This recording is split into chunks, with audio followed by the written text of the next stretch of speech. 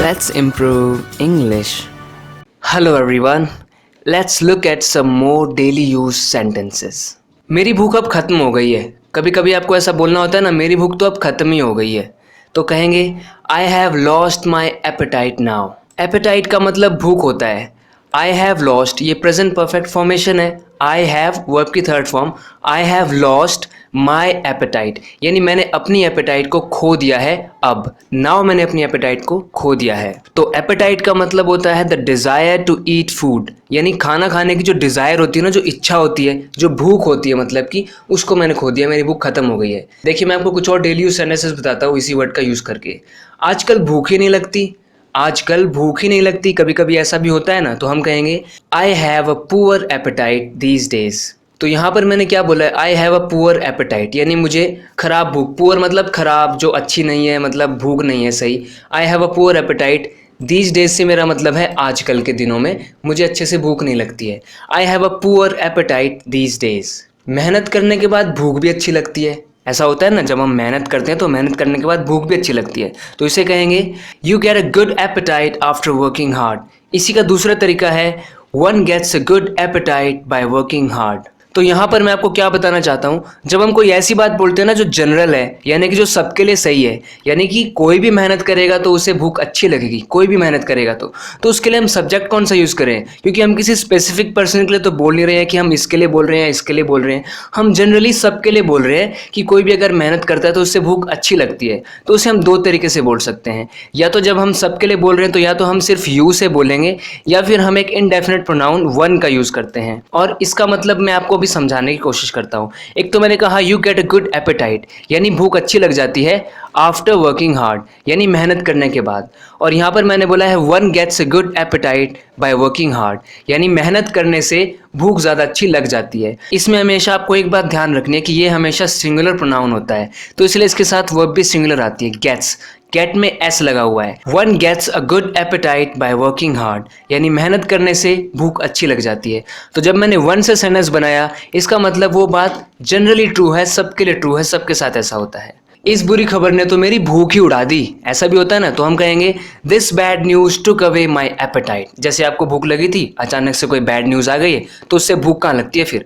तो हम कह सकते हैं this bad news took away. यहाँ पर ये फ्रेजल वर्ब है. टेक अवे का मतलब होता है कोई चीज़ दूर ले जाना. ये हमने सेकंड फॉर्म का यूज़ किया है क्योंकि सिंपल पास्ट का सेंटेंस है.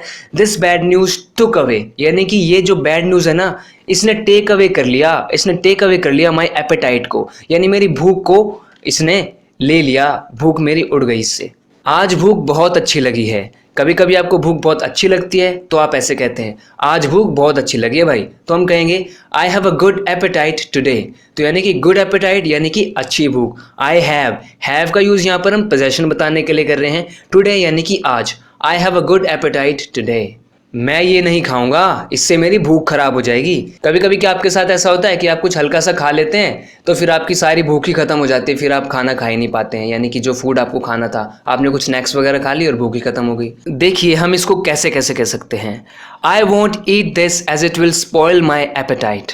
आई वॉन्ट का मतलब है आई विल नॉट, क्योंकि ये फ्यूचर की बात है, इसलिए आई विल नॉट की शॉर्ट फॉर्म आई वॉन्ट. और मैं क्या नहीं करूँगा, ईट नहीं करूँगा, खाऊंगा नहीं इसको.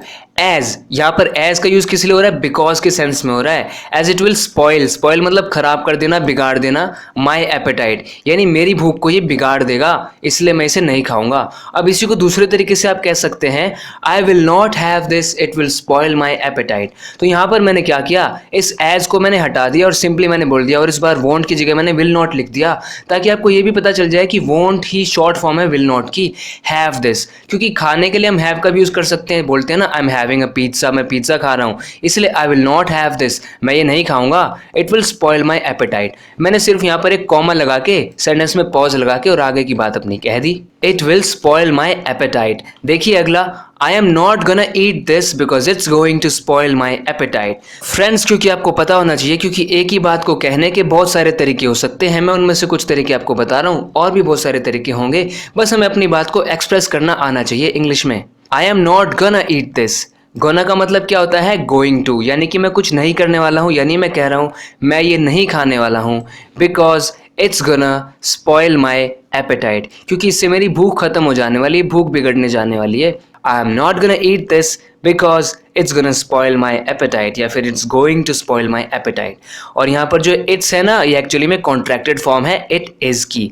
आई am not gonna eat this because it's going to spoil my appetite. तो सेंटेंस को रटना नहीं है, स्ट्रक्चर को समझना है, ताकि इस तरीके के आप बहुत सारे सेंटेंसेस बना सकें। वही तो आपको करना है अपने कन्वर्सेशन को इम्प्रूव करने के लिए। डर के मारे मैंने उसे हाँ कह दिया, out of fear I said yes to her. यहाँ पर जो फ्रेज देख रहे हैं आप, इसका मतलब होता है डर के मारे। Out of fear I said yes to her, यानी मैंने उसे येस कह दिया। से की सेकंड फॉर्म सेड है, क्योंकि सिंपल पास्ट में सेंटेंस बन रहा है। Out of fear I said yes to her, मैंने डर के मारे उसे सच कह दिया। Out of fear I said yes to her. तुम्हें डरने की कोई ज़रूरत नहीं है, तुम्हें डरने की कोई ज़रूरत नहीं है। तो बोलेंगे there is no reason for you to be scared. There is no reason, यानी कि कोई रीज़न ही नहीं है फॉर यू, तुम्हारे लिए, टू बी स्कैर्ड, कि तुम स्कैर्ड हो जाओ। कोई कारण ही नहीं है तुम्हारे डरने का, तुम्हारे स्कैर्ड हो जाने का। There is no reason for you to be scared. इसे उठाने में मुझे अपनी सारी ताकत लगानी पड़ेगी क्या? कोई बहुत ही भारी चीज़ है, तो आपको ऐसे कहना है। तो कहेंगे will I have to gather all my strength to lift this. क्योंकि एक सवाल है, इसलिए इसमें ये मॉडल विल पहले आया है। Will I have to gather my all strength to lift this. Will I have to gather all my strength to lift this. Strength का मतलब क्या होता है? शक्ति, पावर, जो ताकत होती है, strength. Will I have to gather, gather मतलब इकट्ठा करना, जमा करना। हैव टू का मतलब होता है कुछ करना, पढ़ना। और विल है क्योंकि फ्यूचर की बात हमें बतानी है। विल आई हैव टू, क्या मुझे करना पड़ेगा? गैदर, इकट्ठा करना पड़ेगा। ऑल माई स्ट्रेंथ, यानी अपनी पूरी स्ट्रेंथ को, किस लिए? To lift this. लिफ्ट मतलब उठाना होता है। इसे उठाने के लिए क्या मुझे अपनी सारी शक्ति को इकट्ठा करना पड़ेगा, यानी कि मतलब बन रहा है सारी ताकत लगानी पड़ेगी क्या इसको उठाने में। तेरी खुशी ज़्यादा देर तक नहीं टिकेगी। ऐसे कैसे कहेंगे इंग्लिश में? Your happiness will not last long. क्योंकि ये भी फ्यूचर की बात है, इसलिए इसमें हमने विल लगाया है, विल नॉट, यानी कि ये नेगेटिव सेंटेंस है, ऐसा नहीं होगा। योर हैप्पीनेस यानी कि तेरी खुशी, विल नॉट लास्ट लॉन्ग, लंबी नहीं चलेगी, ज़्यादा देर तक नहीं चलेगी। तो फ्रेंड्स, आपके लिए मैं कुछ ना कुछ नई नई चीज़ें लाता रहूँगा अपनी इंग्लिश को इम्प्रूव करते रहने के लिए, नए से नया कुछ सीखते रहने के लिए। लेट्स इम्प्रूव इंग्लिश को सब्सक्राइब ज़रूर करना अगर आपने अभी तक नहीं किया है तो। ओके फ्रेंड्स, बात करते हैं नेक्स्ट वीडियो लेसन में। तब तक के लिए take care and bye bye.